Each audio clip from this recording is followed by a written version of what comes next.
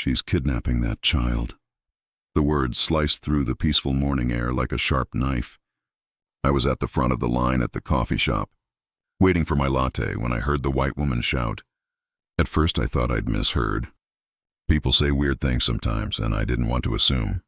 But when I turned toward the street, I saw her hands shaking, phone already to her ear. Her voice rising with panic.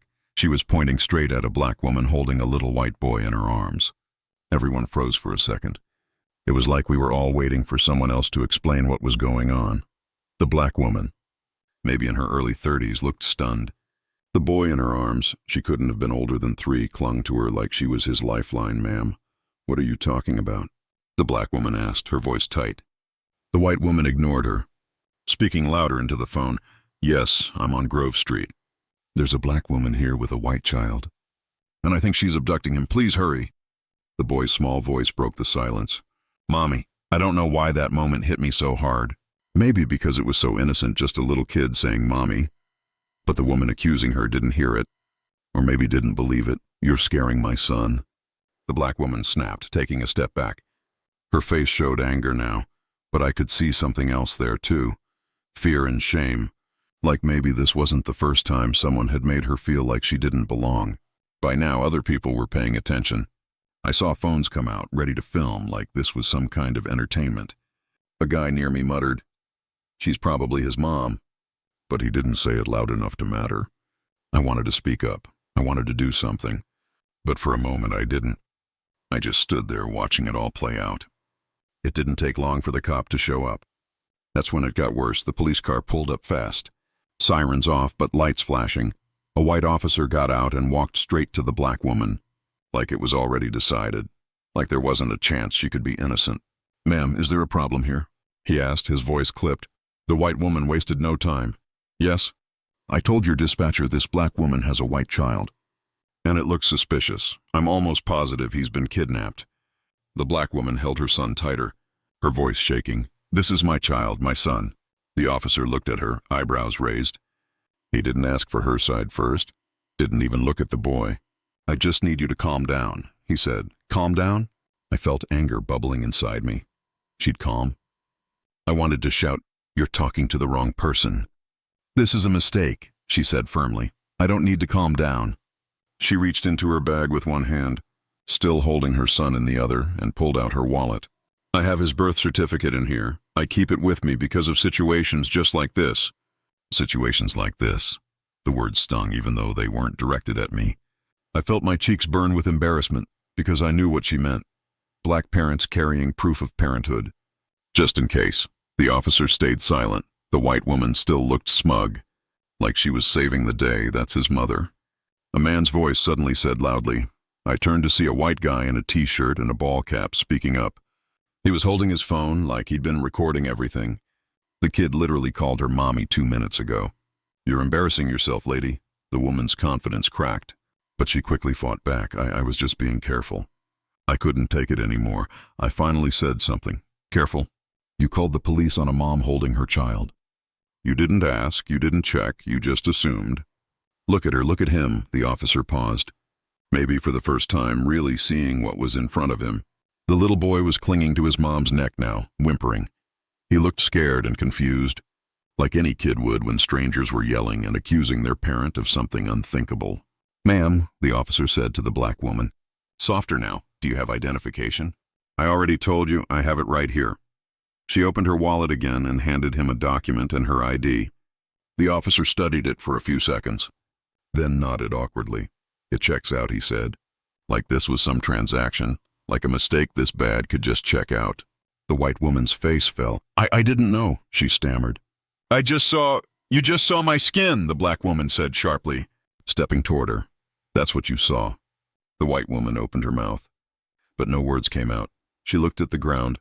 The cop shifted like he wanted to leave. Sorry for the inconvenience. He mumbled to the black woman before heading back to his car. "Have a good day, a good day." I stared at him stunned. The black woman shook her head with a bitter laugh. She looked around at all of us now, the witnesses, people with phones still filming, people like me who had stood there silently at first. "I hope you all see this," she said. Because this isn't new, her words were heavy. Truth always is. She turned to go, kissing the little boy on the forehead as he snuggled into her shoulder. It's okay, baby, she whispered. We okay? The white woman stayed frozen, still holding her phone, like she was unsure what to do with it. Finally, she walked off quickly. Without saying another word, the crowd began to thin out. The man who spoke up earlier shook his head as he walked past me. All that because she's black, he muttered. Unreal, I didn't know what to say. He was right, though unreal. Except for one thing, it wasn't. It was very, very real. The black woman walked down the sidewalk, clutching her son close as he started to calm down. I watched her leave, and for some reason, I couldn't just go back to my day. My feet felt heavy, like I was rooted to the concrete. Stuck in the awful moment I had just witnessed, other people moved on quickly. That's how these things go. The police left. The white woman disappeared. People who filmed tucked their phones away and started walking off, probably to talk about it later over lunch or coffee. But I couldn't shake the image of her face. The way she looked when she said, "This isn't new." I ended up leaving my coffee behind and walking outside. I don't know if it was guilt or shame or some combination of both, but I wanted to apologize, even though I wasn't the one who accused her or called the cops. Maybe I just wanted her to know I saw her. By the time I caught up, she was a block away, kneeling next to her son, checking his face. I slowed down, suddenly unsure what I would say. She stood up just as I approached, holding the boy on her hip. "Excuse me," I said quietly. Her posture stiffened, and I saw her eyes flicker with suspicion before settling into exhaustion. "What?" she asked flatly, shifting her son so he wouldn't hear us. I swallowed hard. I'm sorry for what happened back there. I don't even know what to say. It was wrong. She raised an eyebrow for a moment. It looked like she wasn't sure if I was being sincere or if I was just another person trying to ease my own guilt. "I didn't do anything," I blurted out. But maybe that's the problem. I didn't say anything until after it already started. And it doesn't feel right to just walk away now. Her expression softened slightly, though she still looked wary. "What's your name?" "Mike," I answered. "Mike, this kind of thing happens all the time. You might think this was extreme, but it's not. Unusual for us." She glanced down at her son, who was blinking sleepily against her shoulder, then back at me. "Do you know how many times someone's assumed I'm his babysitter, or given me a look like I don't belong? But this is the worst yet." I rubbed the back of my neck, feeling my face go hot. "I don't know how you deal with it." She looked me straight in the eye. "You don't have to know. We don't have a choice. I still have to take care of my son and go about my day, even after something like this, but it shouldn't be just on us." "Mike," I nodded, feeling ashamed. But I knew she was right. "You're right," I said. "You're absolutely right. I wish I'd done something sooner." She studied me for a second, maybe deciding whether or not she believed me. "Well, maybe next time you will. Maybe next time. People like you won't wait until it's too late to say something." The words hit hard. They weren't said in anger or bitterness. She sounded tired, like someone who'd carried too much for too long. Her son mumbled something, his little voice too soft to make out. She smiled at him gently and kissed the side of his face before meeting my eyes again. "I've got to get on with my day," she said finally. "Take care, Mike. You too," I replied weakly. She turned and walked away.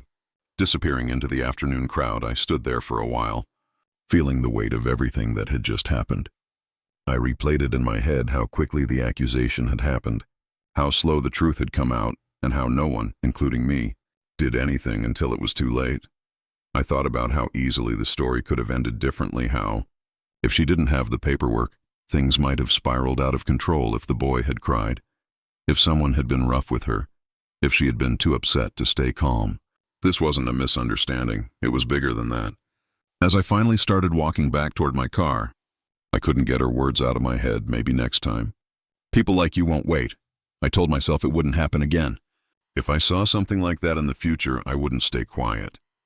But it scared me to admit that it had taken a scene like that for me to realize just how fragile normal life is when people refuse to see each other for who they really are. But it scared me to admit that it had taken a scene like that for me to realize just how fragile normal life is when people refuse to see each other for who they really are. Some moments change the way you see the world, and some moments change the way you see yourself, and sometimes, if you let them, those moments can change what you do next. The rest of the day felt heavy. I couldn't shake what I'd seen and the way I'd just stood there at first. Frozen, it lingered like a bad taste I couldn't spit out. I tried to go back to my usual routine, pick up another coffee, answer emails, sit in a meeting where I barely heard a word but nothing felt normal. Every time I closed my eyes, I saw her face exhausted, frustrated, resigned, like this wasn't new, like this wouldn't be the last time. By the time I got home that evening, I felt wrung out. I sat at the kitchen table. Staring at my hands, my wife, Jenna, noticed right away. "Long day?" she asked, pouring herself a glass of water. I hesitated. "I saw something today," I said. She set her glass down and looked at me. "What happened?" I told her everything, how the woman shouted, how the cop showed up, how the little boy called her mommy, and nobody listened until she pulled out proof, how the white woman who called the police just walked away. I tried to explain the uneasiness I felt afterward, like a mix of shame and anger at myself for doing too little. Too late. Jenna's face went pale as I talked. "Jesus," she muttered. "That poor woman?" "Yeah," I said quietly, and her son Jenna sat across from me. "Did you say anything when it happened?" "Not right away," I admitted. "Some guy spoke up before I did." Jenna was quiet for a long moment, her brow furrowed. "You know, I've read stories like that online. I always thought, what kind of person could call the cops over something so ridiculous?" And now she shook her head, disbelief on her face. "Now I get how easy it is for everyone else to just do nothing," I said. I leaned back in the chair. "That's what makes me sick about it, Jen." Nobody else helped her until after it spiraled. We were all just standing there, like statues, me included. "You tried, Mike," she said softly. "Not soon enough." The words felt like a stone in my throat. "What if she didn't have his papers with her? What happens then?" Jenna didn't have an answer for that, because we both knew how bad it could have gone. After dinner, I sat on the couch flipping through the news. Feeling distracted as I scrolled, I recognized a familiar image on the screen, a video someone had posted of what happened. Online, one of the people who recorded it. I clicked the link. There it was, the white woman pointing. The cop arriving, the black woman holding her child. I heard her voice through my headphones, as calm but sharp, cutting through the chaos. "This is my child." Thousands of people had commented already, some angry, some supportive, others saying it wasn't a big deal, or that the woman who called the cops was just being cautious. I turned the video off.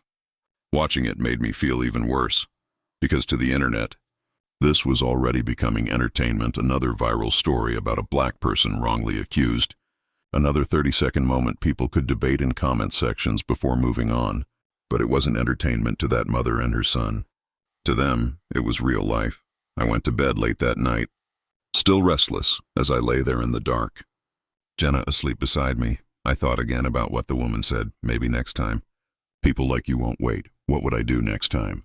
I'd always thought of myself as one of the good guys, someone who wasn't part of the problem. But now, I realized being not racist wasn't enough.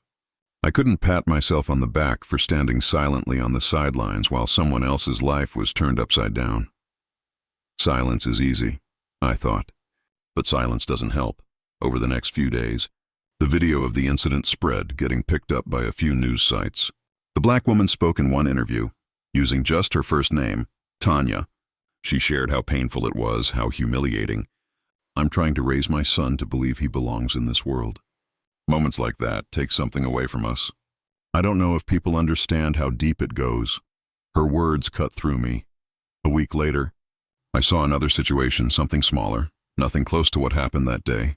I was at the grocery store. A cashier, a white kid, barely 20, was talking down to a black woman in line, snapping at her like she was bothering him for asking a question about a coupon. "You don't need to take that tone with her," I said before I could stop myself. The words surprised even me, but they came out steady. The cashier looked up, startled. "I didn't mean anything." "Then change your tone," I replied.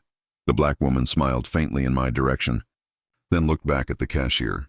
"Thank you," she told him, as if to say, "I'm not the one being unreasonable." Afterward, as I left the store, I felt the smallest bit lighter, like maybe I was learning, like maybe I wouldn't wait anymore.